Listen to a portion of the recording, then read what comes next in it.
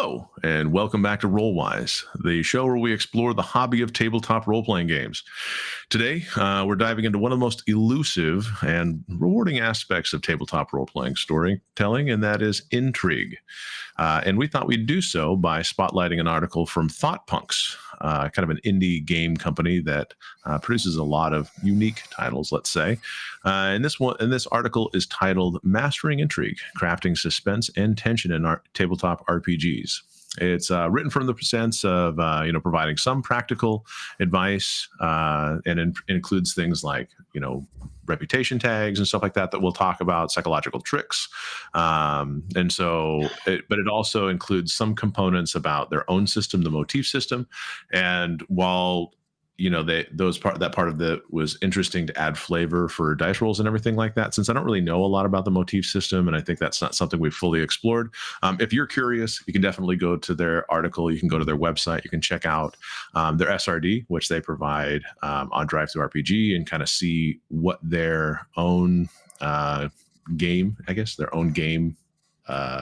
their game engine, that's the word I'm looking for. Yeah, their game engine and some of their own little games that they have. Mm-hmm. Yeah, and it'd be interesting to check them out. They seem like they have some pretty interesting ideas. So let's get this started, see if we can't unravel some of these secrets of intrigue at the table.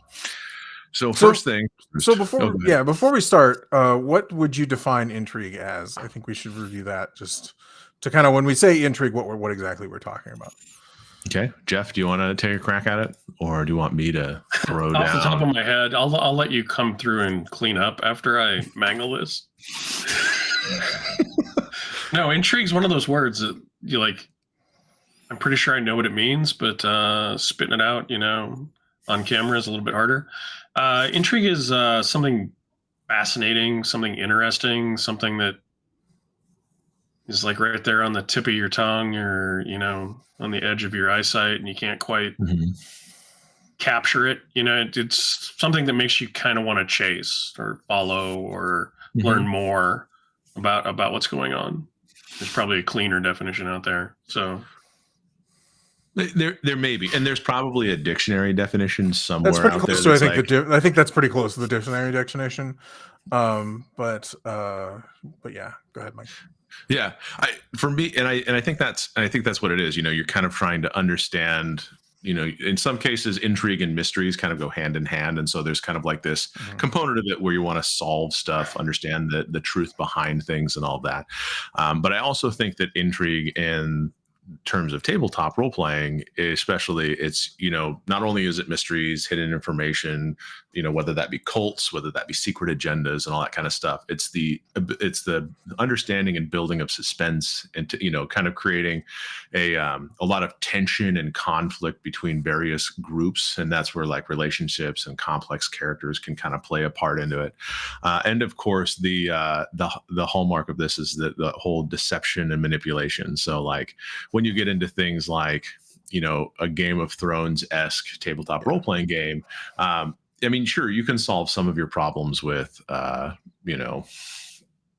sword, alchemist fire, whatever. You can solve some of those like that, but a lot of the biggest moves are going to be made in secret meetings and gaining leverage over your opponents and getting them to do your things. And so I think the most common, especially in D&D like games or medieval type games, is political intrigue between houses or something like that, is where you see a lot of intrigue come up.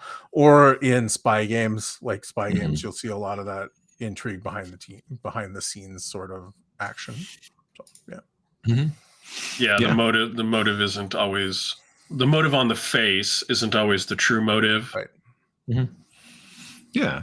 And so like when I think of intrigue and everything like that, I've always been interested in it, and I think that's because one of my favorite games that I ever ran, I successfully ran a game that was heavy in intrigue, even though I may not have understood analytically what creates good intrigue or have dissected all those things, but I managed to throw a recipe together that created a lot of opportunities for intrigue that was really fun. It was honestly a Game of Thrones game where I was using one of the rules that had been released at the time, because at that point Game of Thrones in our group was really popular. The books were, killing it, and we were watching I don't think we had watched the TV show at that point. I think we were actually before the TV show, I want to say. But it was like, and I had like a simple premise. I basically had my players. They were all various kind of like discarded nobles that were put in this place to kind of make it work. And what they found is they've had this plot to like, from the Eastern kingdoms to come and, exert their influence to this little port town. And so it was honestly like a really fun game to play. And it was so tense at points that it was almost, I actually was too tense, I think. And so the game kind of earned the moniker 24, because we didn't actually play a lot of like game time. We were like playing 1-to-1, like minute to minute was like the ratio for some of our sessions, it felt like. But it was memorable. It was awesome. Mm-hmm. And the kind of characters that they ran into, the kind of like double crosses and the things that they did, the type of emotional investment. I still remember some of the things that, like, you could see some of the players like changed, like they changed, based on how their characters were behaving in the game. And I was like, whoa, like, yeah.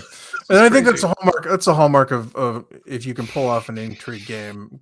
Investment is important. Like, your characters you have to care about the characters, and they have to be involved. And I think that's one of the things that makes them a hard game, like a mystery, is the players have to be invested in what's going on, both in the character and the story that's happening. And plus it has that thing that's always harder in a role-playing game, where if you're writing a story, you can just make up the intrigue on the back end. You don't really need, you can just say, oh, it was this all along, and not have like left very good hints to it.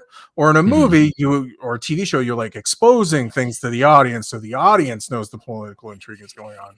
Whereas with a game, you're trying to subjugate or hide things from the players while giving them hints as to what's going on as far as the story is concerned. And that's where it can be kind of difficult, I think. Yeah, I would say that intrigue is probably one of the more advanced techniques to build into a game. And, just kind of coming off of reading that No Prep Game Master, I think that intrigue is one of those. It's the exact opposite. It's the exact opposite of the No Prep GM, because you have to prep for an intrigue game, because there's things that you're going to have set up. Well, I mean, to at least have a satisfying game, because you could no prep an intrigue game and then it could be very strange. But at the same time, I think that having that preparation done and kind of understanding like what it is. I think if you're no prepping an intrigue game, it happened by accident. It happened because the players did something or are doing something. The players picked up on a random fact that wasn't part of the plot. Yeah. And they're like, this must be a mystery. We will solve the mystery of this painting that changes in our hallway. They basically made up intrigue, and you as the GM is like, oh, I'm going to roll with it. No, that's 100% totally my plan. 100% it was the king's plan all along. Because it does, like, you have to have a through line. Yeah, in order to lay hints, you have to have a through line of what's going on, and an idea of what it goes against the no prep GM, because you have an endpoint in mind that eventually they're going to discover this political intrigue, and then maybe a plan is if they don't. If they're just like, nope, never saw that happening, and then just walk off into the sunset with the king murdered and the plot to take over his kingdom by the whoever. There are two men in black hats and mirror shades. Yeah, they don't seem weird to us. They seem perfectly in place in this market. We decided we want to be bartenders instead of spies this game. Oh, you mean the spy game that I wrote? Okay, guys. Well, now the spy game just takes place in your bar, so whatever. But I think you bring up something interesting, is that there are certain player groups that are maybe more inclined to intrigue than others, and sometimes trying to force intrigue just doesn't work, because, I mean, you can only sword your way to so much intrigue before the story really doesn't allow it to progress. Because it's like, imagine what is that very fun intrigue if you just go and you're like, well, I know this guy is trying to go against the king, so I just kill him. I mean, to some people it would be. I mean, that's more of a Taken type style of gaming than Intrigue. But yeah, I mean, to some people you would have that. Like if you have an Intrigue, Right. this is one of those instances where you definitely have to know your players. It's sort of like if you wrote this mystery or came up with this mystery idea, and they're like, "Well, we think it might be this guy, so we kill that guy." Oh, it wasn't? Well, let's kill this other guy that we think it may be. That type of group might not be the group to try and run. They've now destabilized the political strength of the region. Yeah.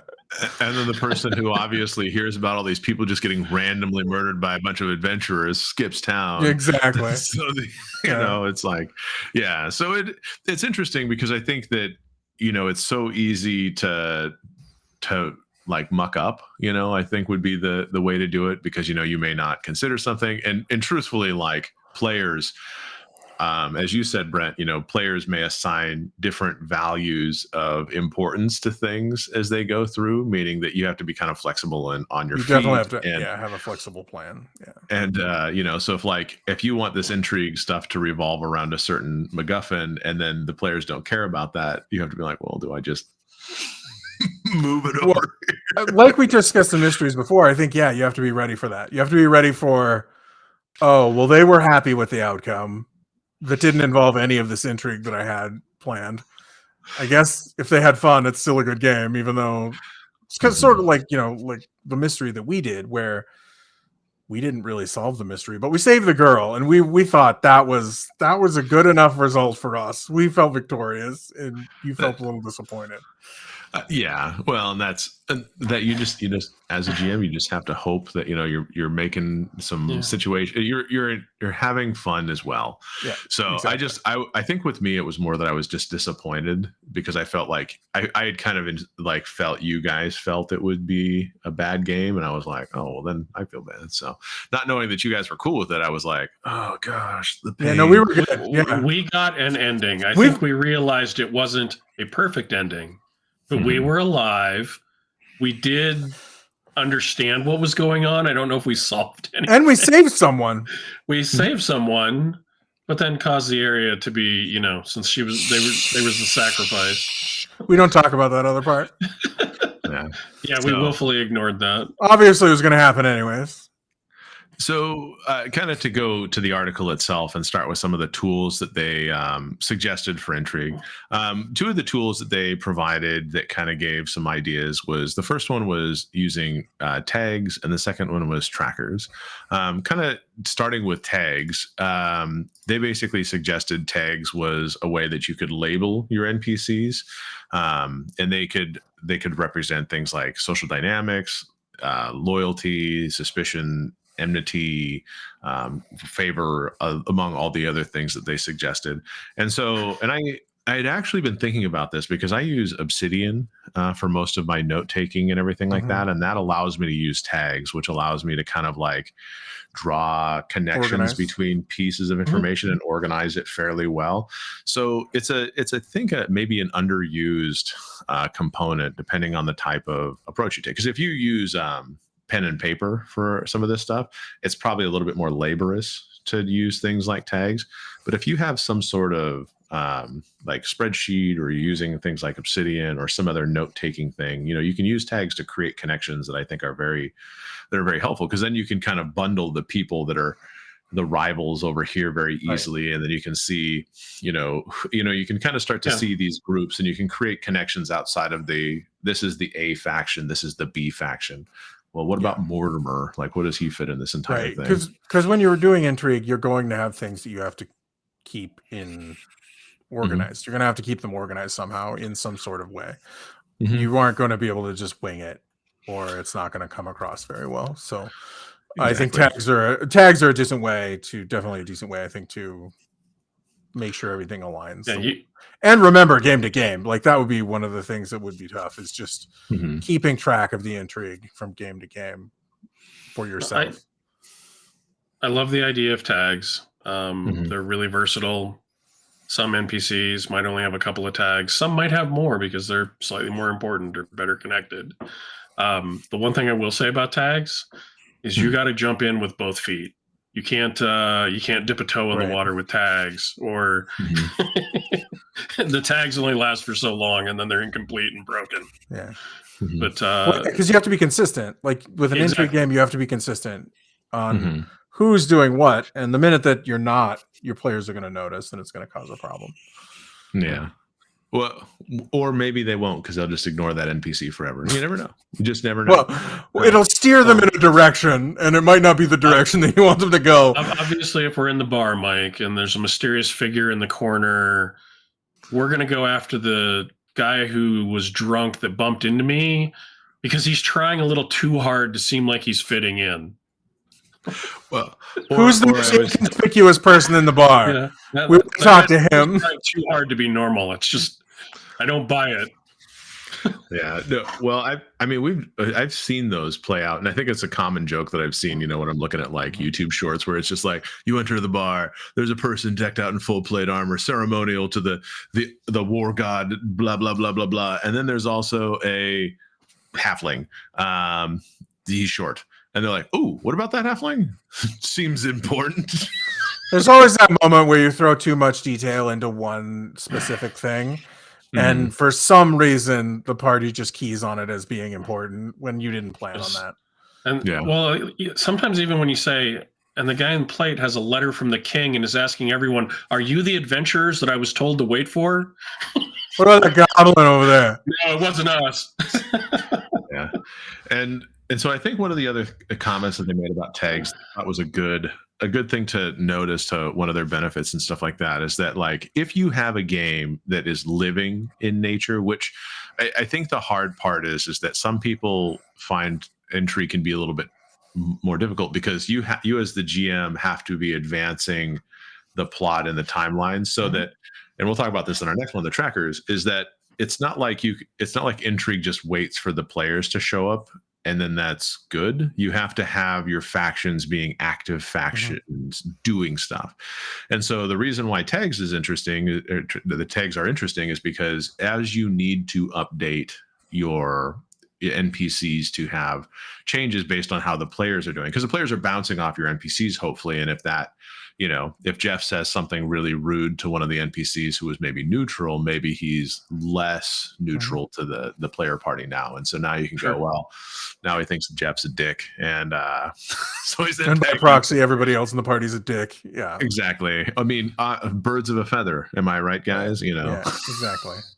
So well, and he might, and that person starts actively working against the party. You can't have video game logic where the NPCs just stand around waiting to interact with the players. If you want it to feel like political intrigue is happening, you have to have something happen. You have to have things happening on the back end, and it's that stuff that's hard to manage. Like that's why intrigue games are hard, is because you're moving pieces. You're moving pieces without player interaction, which is like you couldn't do that with a no prep game. Like that would be that's a full-time job. Really hard.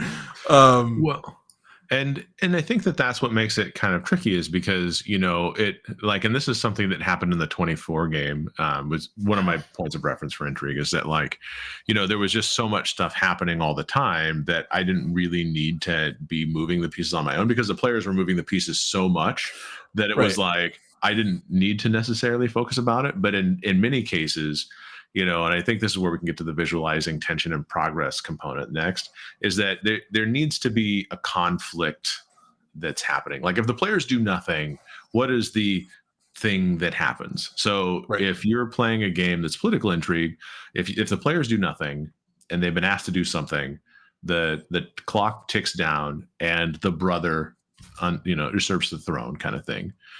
Or if the clock ticks down, the union workers rise up against the crown and overthrow the monarch. You know what I'm saying? Like something, there needs to be a conflict that's kind of central. There may be more than one, but there needs to be something that is like, well, boom, you didn't do anything, so your story now has changed forever. You guys decided to sit in the bar on the day that this was planned. You guys didn't do anything, so the thing still happened. Yeah, like things have to happen around the players even if they're not involved. Yeah. And this is a question that I have in terms of like the trackers and stuff like that, because I do sit on the fence where I feel like I'm not sure if the tracker's being a visual aid for the players or being an aid only for the GM to kind of mark the passage of time. Where do you guys stand in that for you? Do you like it as players to see a clock personally, or do you like to then have the GM be like, well, my clock's full, and they kind of just, the big reveal is, oh, you fucked up. I think it depends on the players. Because if you have players that don't feel pressure, like they're just like, oh, whatever. I mean, I'm of two minds, because if you have the players that don't feel pressure, if you don't have a clock, they're just going to maybe sit on their hands, and then and I'm going to use a hot button word here, you punish them for it, and make something happen, like to make them realize, because it's one of those instances where you have to have consequences. Like they have to know that not doing anything is going to be a thing in this game. And that might be settled by just having that conversation. If you guys do nothing, something will happen. So you could train them. I'm going to run a clock, because like in Teeth, like that was one of the things that I think was fun about the game was you guys felt the pressure of the clock beating down on you. Yes. Very proactive game. That's we're doing something, we're traveling. I think where it's a political intrigue game where that thing is hidden and in the background, and they maybe don't know exactly what's going on, I think not having a clock is the way to go. And then their indecisiveness becomes the story. Like, you didn't do anything, so now the king doesn't have any power in his kingdom. What are you guys going to do to rectify that? Because it's directly your fault, sort of thing. And I think that's where you have to have some prep work on what you're going to do with the story. So I would say no clock. I would probably do it without clocks for the player, visible clocks for the players, just because I think that impact would be more. I think that would be more impactful for the characters. Sorry, Jeff. I think I cut you off. Go ahead. You didn't. No, not at all. I was waiting. So Brent talked about the players, your player group, and I agree with that. I also think the circumstances dictate whether the clock should be visible or not. I think especially in a game with a lot of intrigue, there are some clocks where the players are not yet aware of some of the players behind the scenes and some of the things going on, and need to be surprised when something happens. And so those clocks, I don't think, should be seen. But then there are other ones, like Brent said. One of the things, like that, when you watch a show, like you mentioned, 24, is that constant ratcheting of stuff and feeling like I've got 100 hours worth of stuff to do in the next 4 hours. Right? Or the world ends, right? Or the president dies, or all that stuff. The bomb goes off. There has to be that visceral tension that leads to action rather than inaction. And I think sometimes a very visible clock is great for those. And so I think I hate to cop out and say it depends, but no, I think it is very situational. If the characters are aware, for instance, like say there's an explosive planet at the dam and you have to do something to get there. Like, I think a clock is perfect for that. Like, they should you have exactly, even if it's not like a clock like the pieces of the pie clock, like in Teeth or Blades in the Dark, even if you're like, you have an hour of real time to make something happen. And then being like, okay, you spent 15 minutes talking about what color of outfits you're going to wear before you go out to the dam. What are you guys going to do? Even if it's that sort of clock, like, I think that sort of pressures, I think if they know something bad is going to happen and that time crunch is going to put pressure on them to do something, I think that's important. But if it's actions that are happening behind the scenes, I don't think they should be aware of it unless something happens to where they are. Unless they actively do something to discover something. Right. They find out there's going to be a coup in 6 days. Like, then maybe you guys only have 5 days left to get there or whatever. I think that would be where you would use a clock, versus if they never discover that there's going to be a coup and then just don't do anything to avoid it, then I wouldn't make a visible clock for them. Sure. Well, that makes sense, because I think that there's, to your points, exactly, like, there's stuff that the tension can be ratcheted up by having something visible that's your countdown, and it also keeps you honest as the GM, right? Because by GM fiat, the players can always win or lose, right? You can be like, oh, well, you got to the bomb in time. Click. Oh, you've got the green wire. Great. Yeah, exactly. That's a thing that does happen. I feel like, in my opinion, to kind of build on what you say, is that there are those narrative milestones that happen that you can have a hidden clock, but and I think that this is something I learned in like Monster of the Week with how to kind of advance the timetable as you go. Like, you start off and it has these stages that you go through until the end of the mystery where all hell breaks loose effectively. Right. And I think that I want to say it was like you got to dusk was the name of the like, you went from daylight to dusk or something like that. I don't remember what the thing was, but it was basically a countdown. Maybe it was midnight. Maybe that was day to midnight. That's what it was. And it wasn't necessarily a time about it or anything like that, but it basically gave you milestones that you followed that said like, well, if the players aren't advancing or solving the mystery, you need a person to invade a compound. You need to have another person eaten, or in like Mothership, you have people disappearing from your ship or something like that.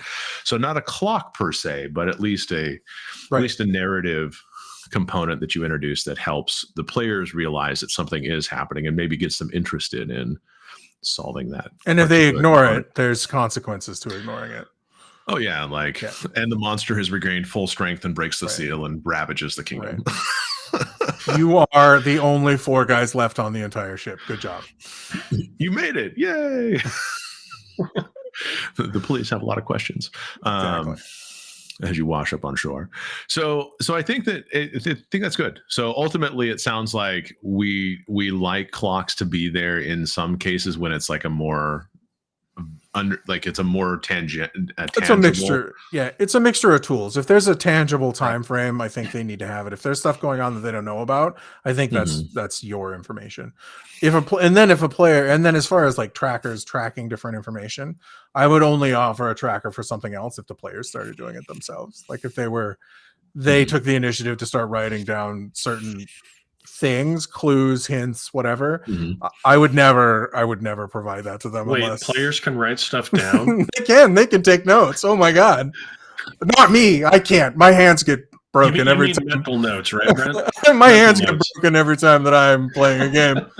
But yes, players can take notes. And I would say if they have a tracker, that's fine, but of course. But like I wouldn't provide them one. Here's a detailed tracker of everything that's going to happen if you guys don't do things.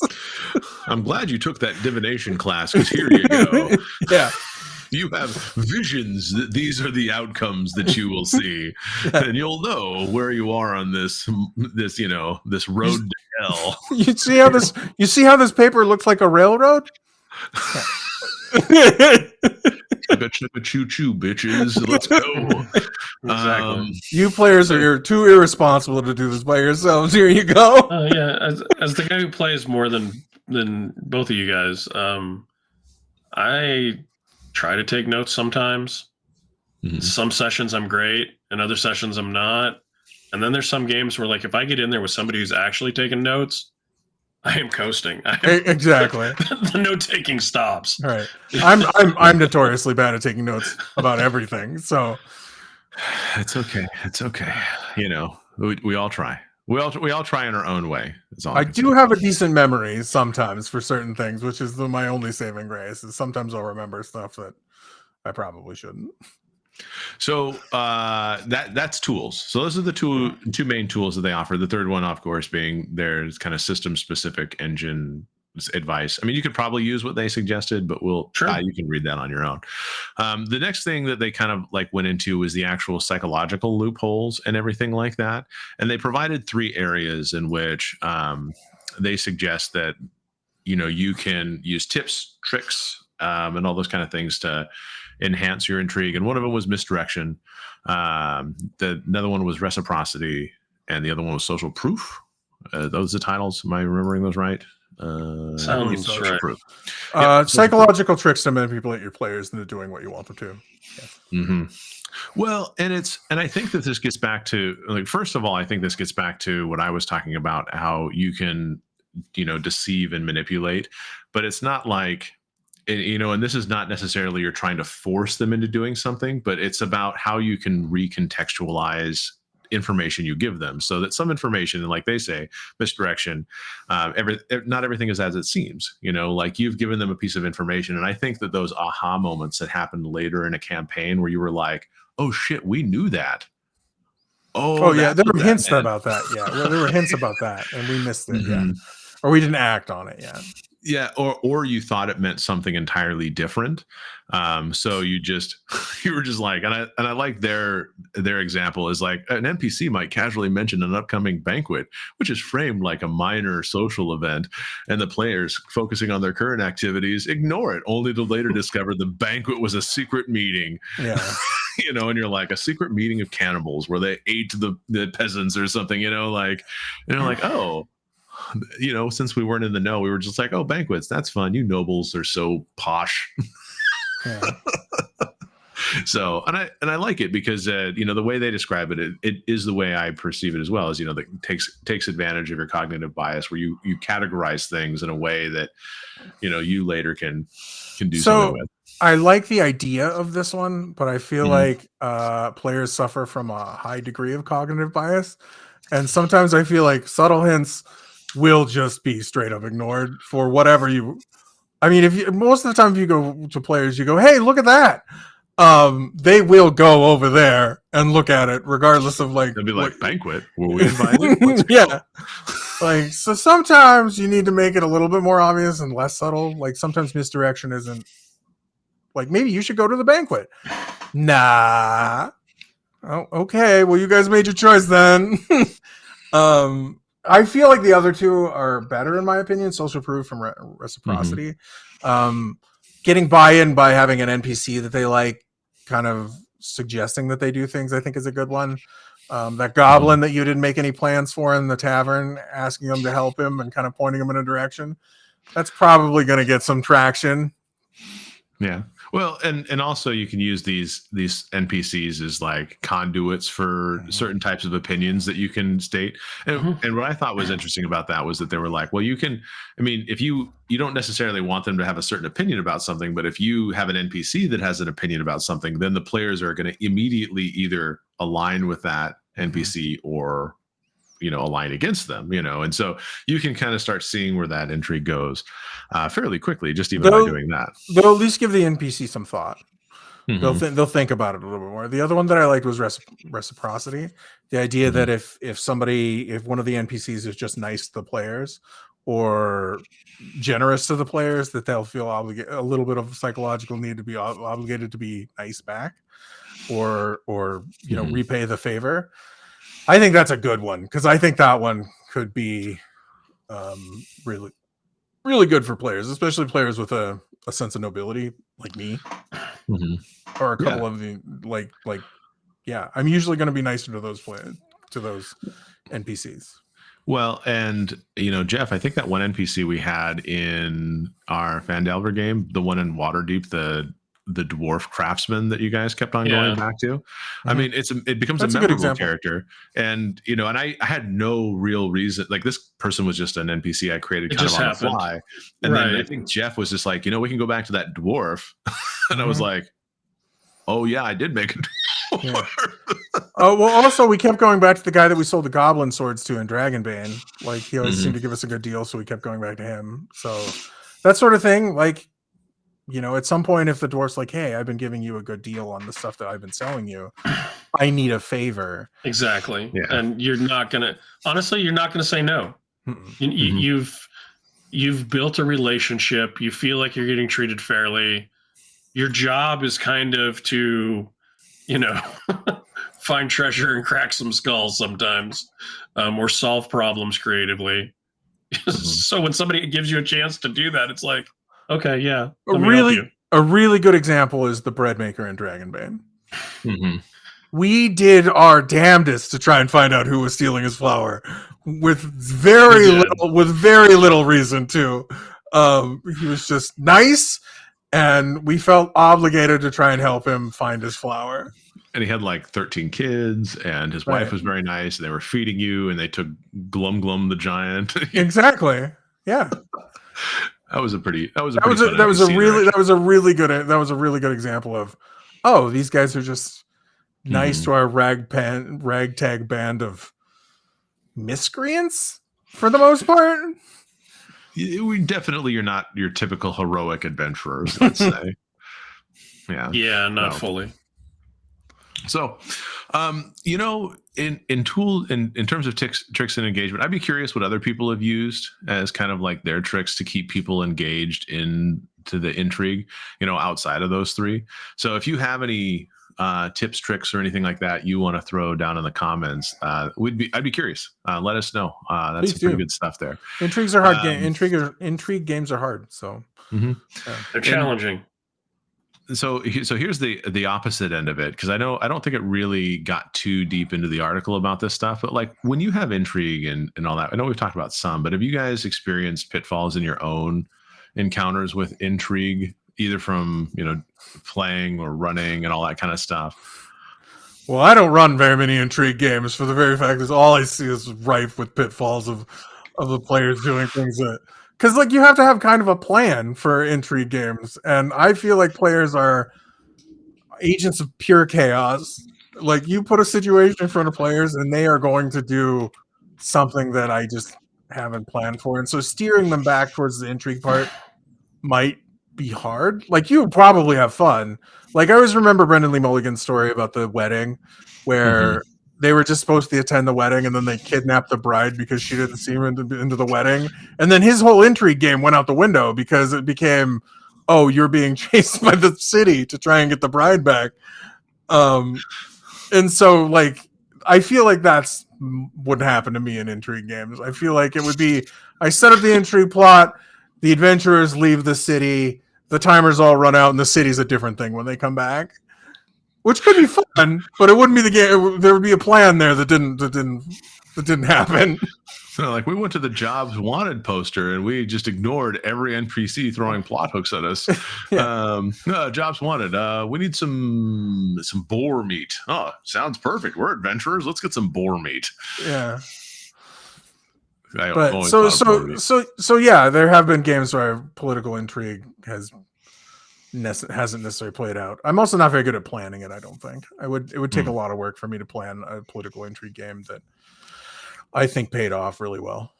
Yeah, I would want to run an intrigue game, but I'm afraid I would be my own worst critic running it. Like, this sucks. Like, after every session, I'd just be sitting there after the players signed off. I'd be like, this really sucks. I need to make this better. Why is this so bad? I think that's a self-reflection is important, but you also have to remember the golden rule. If the players are having fun, it's working. Yeah, then it's fine. Because that would be hard. Because, like I said, intrigue games require work. It's sort of what he talks about in the No Prep Game Master. He is a guy that wrote an intrigue game. If you read between the lines in his book, he's a guy that wrote many an intrigue game that he put a ton of work into, and none of them ever went the way that he wanted. And that's one of the reasons he's pissed off about. That's why he's like, don't prep for games ever. It doesn't matter. Is because that's what happens. Is it's like, okay, I have this complex political intrigue idea, and the players are like, we're going to go find their goats. And then they just wander off the countryside. I think that intrigue games go in that, to your point, I think intrigue games go a little bit awry if there's not a compelling enough problem. Strong hook. You have to have a strong hook to get them in. Especially if you want them to do a specific thing. Because I mean, there's definitely like games that I had an idea to let the game just kind of organically build up and get a sense for your characters that just kind of fizzled out because it never gained any momentum because it just didn't feel like the game was coming together. But then there are other times where it's like, I give it a little bit of time, and then there's like that strong hook to get everything going, and then it's just like, okay, now people are at least on the trail. Now, whether or not the momentum stays is like a different story. But if you create a compelling enough problem that the players themselves get invested into, I think that's probably one of the pitfalls that you run into, is if you don't create a problem that they can hook into, then you're not going to get a very good intrigue game out of it. And then I think the other thing is that if you don't have your factions, your characters and stuff like that at least somewhat planned out, I think you at least have to have strong. I think you have to have at least strong NPCs. Yeah, like you have to have a strong idea of the NPCs. They can't be random, I don't think. And I think, to your point, I think you have to have a lot of small little hooks to drive them in, to get them involved in the big hook of the of the political intrigue and of what's going on. I think that's the hard part is you don't want one big thing because one big thing might give it away, but a ton of little things that draw them into the intrigue is what's important. And that's hard to write. I think that's just hard to plan. Yeah, and it always feels, and I think it feels harder to like make it feel authentic when, of course, I mean, from a player's perspective, everything that they do always revolves around them. So it so happens they have to, like the first adventure they go on happens to be connected to the king's brother who's staging a rebellion against the king. They're like, that can't possibly be. Right. To us low life new adventurers to the kingdom stumble upon this plot. Those are things that you just have to be willing to accept that, like in Fabula Ultima, where they say like the world revolves around your players, like literally. It's circle. You guys are the sun. It goes around you. Like that's how you have to kind of feel sometimes. And I feel like sometimes with you have the little stuff, it can make it more believable if you get them pieced into it and you start getting them to draw those conclusions on their own. And that is a valid thought in games like D&D where there's an obvious leveling system. Like, oh, we're involved in a plot where somebody's going to kill the king. Aren't the guards level 10 fighters? We're level 3. What are we going to do?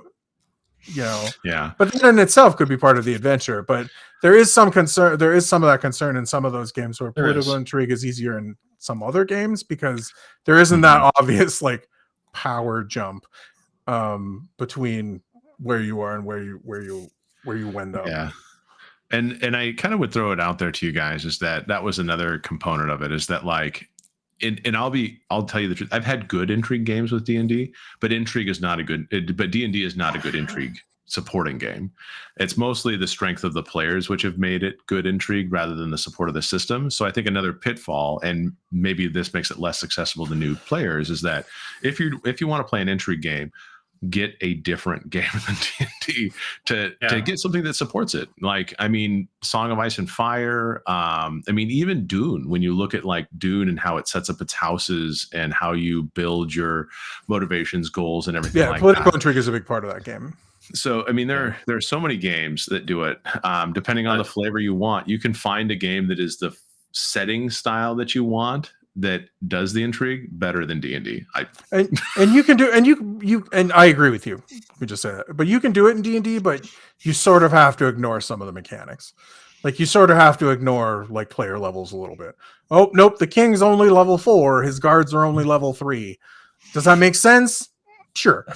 And you kind of have to hand wave some of that stuff because you can't have the NPCs running up against a level 10.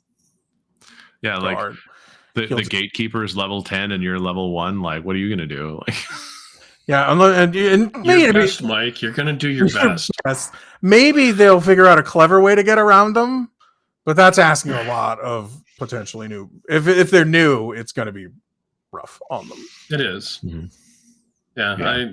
I would lean into any storytelling system that has intrigue, like you said, built in to its base rules. We've played a lot of them that are, slightly less crunchy, slightly more open. That gives you a little more flexibility, I think. Or just ignore D&D. Even if you want to cannibalize rules from other systems, people really like the stuff from like Cities Without Numbers or Stars Without Numbers. Like Kevin Crawford, I believe, is the one who wrote that. He wrote really good rules for factions. And whether or not you like the system, in its entirety, those are the kind of rules that, if you want to cannibalize that stuff, you can definitely find a system that has an idea that you want to take. And I think there was something I wanted to do with the game was there was actually a Powered by the Apocalypse game that was like all about rebellion, and I wanted to take some of their rules and use it in our Fabula Ultima game. That game was a little shorter lived than I'd hoped, but it would have been really good if we would have gotten past the mines part. I think kind of petered out. I guess what I'm saying, I think to that point is what I'm saying is you can have political intrigue and social interaction and all that stuff, but there's no mechanics in some games to support that. If you want something mechanically to support what you're doing, you're going to need a different game. You can do this stuff just through sheer role playing, but if you want any sort of mechanical randomness or the dice telling a story with your political intrigue or social interactions, D&D isn't really the game for that. Most of the D20 systems aren't. And it's kind of a little binary, right? I mean, like even looking at Daggerheart, which we're going to hopefully be playing soon. I mean, even Daggerheart had multiple axes of success, failure, hope, fear, and stuff like that. Whereas, you know, in D&D, it's like roll the dice. You either succeed or you don't. And depending on my style of DMing, that either means you don't succeed or you do, or you fail forward. You know what I'm saying? Like me, the DM is the one who chose whether or not whatever outcome happened, rather than the players and dice having like its own. Yeah, the GM's ruling matters more in binary systems. But I mean, but also there is no rules in D&D for factions. Like there's no slider for factions anywhere in them. There is some, I think Birthright somewhere originally had them, and I'm sure there's some homebrew rules, but there's no 5th edition doesn't have any inborn themselves. You know, it's been so long since I've looked at a 5th edition book. I could not say one way or the other at this point. Maybe in the Dungeon Master's Guide. Maybe. Which no one reads, so it's just like they don't exist. Doesn't exist. Jeez, harsh critic. Just like it doesn't exist. I'm not saying it doesn't exist, but if no one reads it, it might functionally same sort of thing. Same thing. Yeah. So the tree falls in the forest. So all I'm saying is that now that we've got our dig in to Wizard of the Coast, it's not a dig. It's just a different type of game, and you can do it, and you can do it with D&D. I'm defending the game at this point. I said you can do it. It might just not be mechanically supported for what you want to do. I mean, you did it. That was a D&D game you're talking about, right? Your 24 game, wasn't that a D&D game? No, I was using the Game of Thrones. It was the Game of Thrones game that they had come out that was like a modified version of it. I don't. It's a D20, but it's a D20 game. It was a D20. Yeah. So D20 it was D&D like. It was D&D-esque. It was D&D's cousin, kissing cousin. Yeah. Moving on. So the tree falls in the forest. I'm going to go back to my analogy. So I guess before we close, I mean, I know we've been playing games for a long time, but do you feel like your understanding of Intrigue has evolved over the gameplay that you've had, or do you feel like it makes sense now? It's just hard to really hit it in the game. What do you guys feel? I feel like over my player career, it's evolved because I think my perspective and what I wanted, what the types of intrigue that I wanted, have changed over time. I'd like to believe that I've gotten more sophisticated, and a shout out to the GM, the preparationless GMing. My consumption of intrigue media, I think, has heightened what I'm expecting, because there's a lot of stuff that we've seen so many times and it's like, okay, that old thing again, Yeah. So I believe that I've evolved a little bit. Maybe I haven't. I don't know. I think my desire on what kind of stories I want to tell has definitely changed, and I try and want to do more intrigue. I just want it to be, but again, my focus is to be fun for the players. So if I don't think I can do it well, I have a tendency to stay away from it. But I do. I mean, I have been working on a Dune game, which intrinsically has political intrigue in it. So I think with the proper game, it becomes something that's a little bit easier to come up with ideas and stuff. And I think that's where I'm sitting is I would like to have more intrigue in my games. I do feel like that means you're planning on a longer game, you're planning on a campaign game, because like we talked before we started recording, if it's a one shot, you're probably not going to have that's an objective based game. You're saying the king is going to be assassinated in 6 days. What do you want to do? That's a one shot. Finding out that the king is going to be assassinated, finding out how to stop it, and finding out who's doing it, that's more of a campaign style game. Yeah. So, and I think those are interesting. Like mysteries, I still don't think I could pull off a mystery very well. I feel like at some point I would just scream at the players what happened. I just be like, this is going on. Go over there and do this thing. Whereas Intrigue, I clear feel as like possible. it might not have been clear. I don't know anymore. But the thing about Intrigue games is I just think it's a neat storytelling device, and so I'd like to do more of that. So I think my understanding of the more you run games, the more the type of stories that you want to. And I know people say the GM shouldn't tell the story anymore. It's all about interactive storytelling. But I guess the stories that I like to facilitate and experience have changed from ye old hunt a monster down and kill it, save the dragon from the maiden, sort of thing. Collect the treasure. Collect the treasure. Get the loot. Get the loot. Yeah. Well, and I say that it's interesting because as you play more of it, I feel like there's probably, Jeff, to your point, like because you've consumed so much media and you've encountered so many stories, I feel like the Intrigue games are either easier or harder all at the same time because people may have encountered the type of intrigue that you're proposing, and it's all about execution. Like, how do you execute it at that high level? Because if it's a similar story that's been told, you have to ratchet up the execution. And I say that even with my own personal experience, like I said with 24, I don't think I understood the components of it. I just happened to accidentally put the recipe together that created a very intrigue heavy game, and it was a great time. I also didn't try to wrest it away from my players and try to force something, but it was just like, no, it's important. And the players had fun. The right players will make intrigue happen. Is the thing. Is like the right players will do it, and those are great games because then you really don't. It isn't something that you had to really prep for. It just happened. But that's kind of lightning in a bottle, I think. Yeah. But the question will be is now the kind of to put it to the test is that when I get us into the Coriolis, the first edition, and I start going through the whole icons campaign and try to get us through as much of that as we can get through, will I be able to create enough intrigue around the story? There's factional intrigue in that game. That's pretty common in that game too. Yeah, I mean and I'm really excited about the game. So it's coming up soon. It'll be on our home game, so we'll probably talk about it on stream at regular intervals and kind of share updates about it or whatever it is. But we're playing Coriolis, the first edition, because the Great Dark is now being released to backers, I think, in PDF form. I got my hard drive. I got my copy of it. Oh, you did? Nice. It's been out. I got it late last week.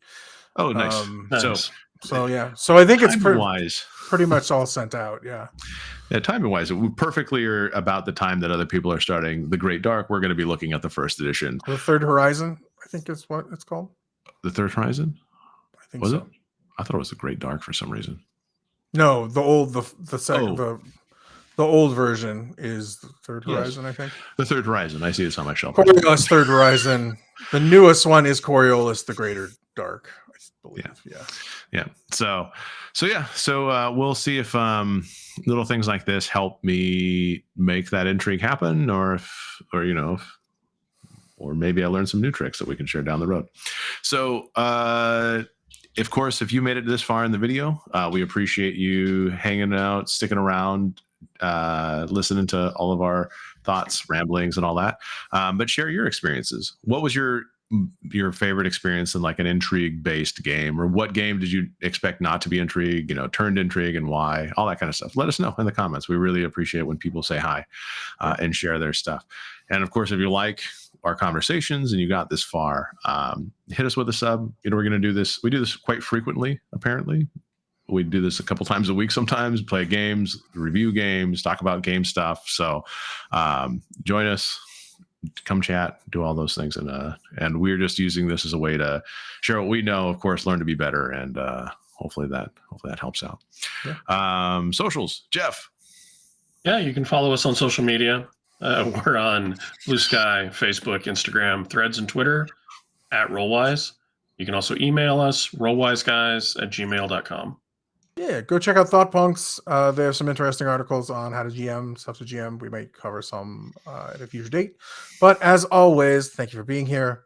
Roll well, roll wise, and be safe out there, everybody. Thanks.